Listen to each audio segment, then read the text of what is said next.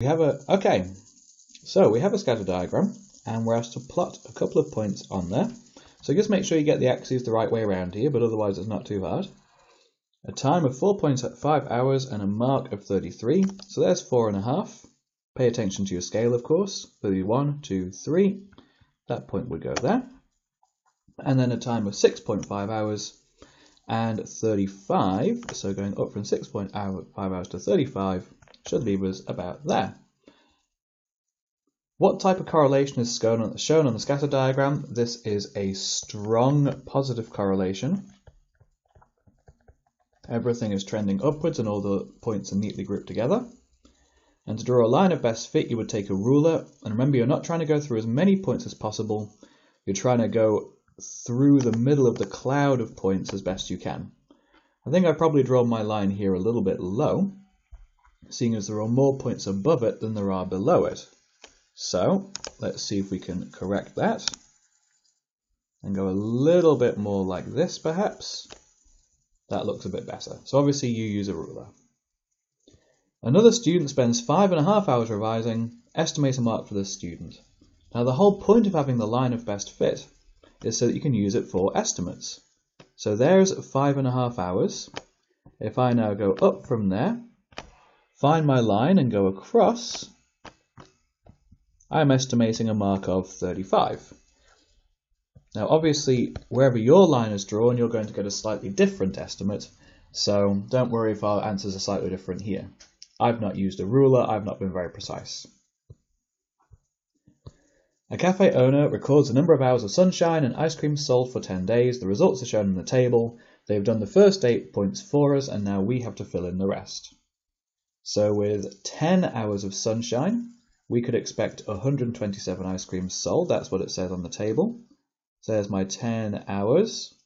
And then just be careful with your scale over here. 120 going to 140. This scale looks like it's going up in 4s.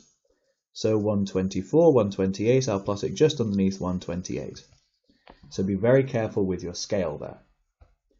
And with 5 hours of sunshine, which is halfway between the 4 and the 6 over here, 74 hours. So let's just skip back over there. There we go. So I'm looking for 74 hours on here. That's 60, 64, 68, 72, 76. So I'd be halfway in between those boxes and halfway in between these boxes. So I plot my point like that. What type of correlation is shown in the diagram? Once again, it is a strong positive correlation. A line of best fit. Remember, we want to go through the center of the cloud of points. You're not trying to hit as many points as possible, but try and get roughly the same above as below. So that one looks like it's pretty okay to me. Remember to use a ruler. The weather forecast predicts 7 hours of sunshine for tomorrow, and we want to estimate the number of ice creams that will be sold. So once again, I use my line of best fit. Make sure you draw these working outlines that I'm drawing over here as well, by the way. That's very important to make sure you get any method marks that are available. So I'm looking like I'm going 80, 84, 88, 92 hours of sunshine tomorrow, ice creams sold tomorrow.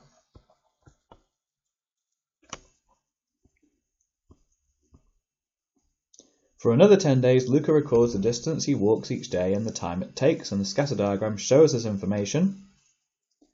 Our correlation, once again, is a strong positive correlation. The points are neatly grouped together and they're going uphill from left to right. That makes it a strong positive correlation. On one of these days, his average speed was much slower than on all of the other days. Draw a ring around this point in the scatter diagram. Now, this question is a little bit interesting because these points don't represent speeds. They represent the combination of distance and time. So for a low speed, for a slow speed, we'd be looking at a short distance in a long time. Okay, that's the sort of combination of things we're looking for. So a short distance that takes a long time. I'm guessing this one over here could be a candidate. I'm going 3 kilometers per hour, but I'm going in quite a long time. This one over here is also a slightly shorter distance. And I don't really see any other possibility. Oh, I suppose this one over here, actually. Look at that one over there. That's miles away from the other points.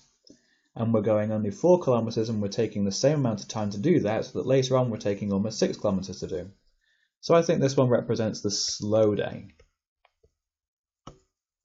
Remember, you could always use speed equals distance over time to work out each of these that you thought might be a possibility and decide which one is the slowest. As the temperature increases, the number of ice creams sold increases. This is a positive correlation.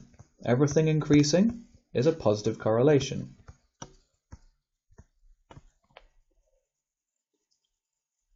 Now we want to figure out what type of correlation might be between the height of an adult and the amount of money they earn. Well, I'm guessing that taller people don't necessarily earn more money, so we're going to say no correlation. We would not expect to find a connection there. I shall do more solutions in the next video.